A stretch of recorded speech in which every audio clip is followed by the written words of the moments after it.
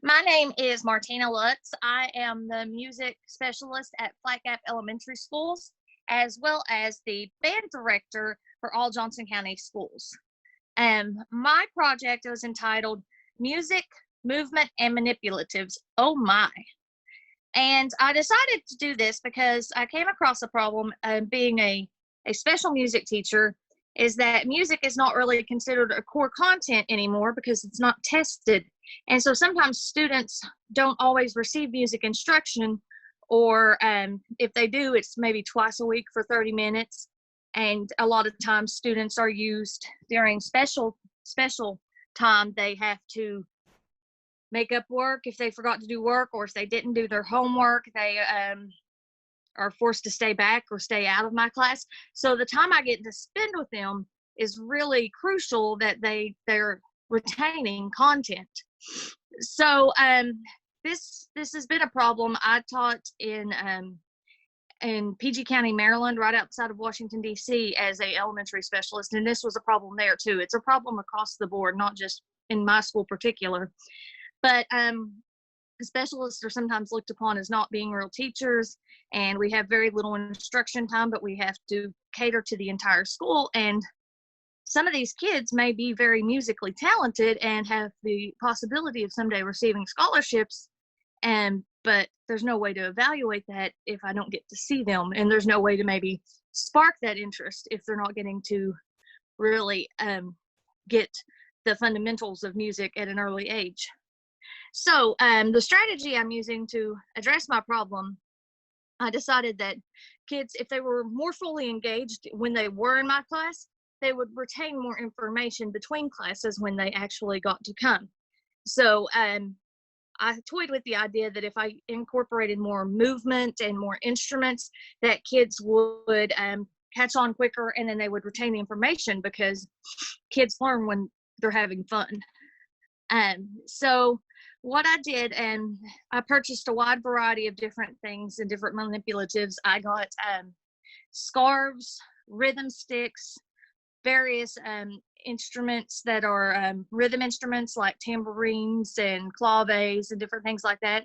I also got a set of boom whackers and enough recorders for all of my 4th, 5th, and 6th grade classes. So during music class time, what I did to make sure that I got my outcomes was, first I did with the younger kids, I taught them rhythms of quarter notes, half notes, quarter rests, and eighth notes. And I would put rhythms on the board and we would clap them. And, some kids would try, some kids would sit back there and refuse to clap. Some kids would watch me instead of looking at the notes and just try to guess when I'm going to clap and try to mimic what I do instead of actually learning how to read the music. And so for them, for the younger kids, we did a variety of the rhythm instruments and the rhythm sticks with them. And I will share some clips, and they will upload them onto my resources if you want to watch those, of different kids, different age groups, actually reading notes. So you can see it on one of the videos. It's up on my video screen projected.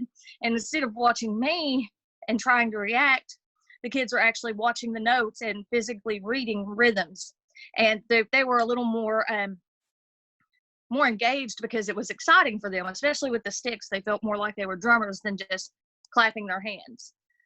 And we did another one with kindergartners, and we sat in a circle and we patted out rhythms on the carpet like we were drumming on a drum. And I've got that clip. We also used the scarves with like the kindergarten and 1st grade age group, so they could feel what beat was. And so I put on some classical music, and they would move the scarves to the beat of the music. And then when there was like an Oscilla rondo and the music sped up, you could see that they were understanding that because they were moving the scarves to the different tempos of the music. And for the older kids, my goals were to teach them to read notes off the staff. So to start that out, I did rote teaching, on my board. This is a staff. A staff has 5 lines, 4 staffs, or 4 spaces, and on each line it says "Every good boy does fine." Everybody remembers that. And the spaces say "face." And then I handed out like worksheets, just a little fun worksheet, just fill in, the letter name. And a lot of the kids said they couldn't do it. They didn't understand, even though I think that's pretty simple. Every good, E for every G, and they couldn't figure it out. So I introduced recorder karate, which I bought the recorder karate books also with the grant money. And what it does is it teaches you to play the recorder, but you also earn like karate belts as an incentive. So when you play the first song for me, I put a white belt on your recorder if you play it correctly, and then you can go all the way up to black belt. And so then it got the classes kind of, they were competitive. And they were trying to see, I said I'd give a prize to the first kid who got it to the black belt song. So then all of a sudden they were working in groups, they were working independently, but they were reading the notes on the pieces of music I gave them. Even though it's the same exact thing on the worksheet that they couldn't do before, once they had that recorder in their hand and they had those incentives, they started reading the music and trying a lot harder because they wanted to be the first child to get to that black belt. So I started, like I said, with the rote teaching and memorization of skills to get a baseline data. And then I introduced these manipulatives, and immediately you could see that there was a lot more engagement in the kids.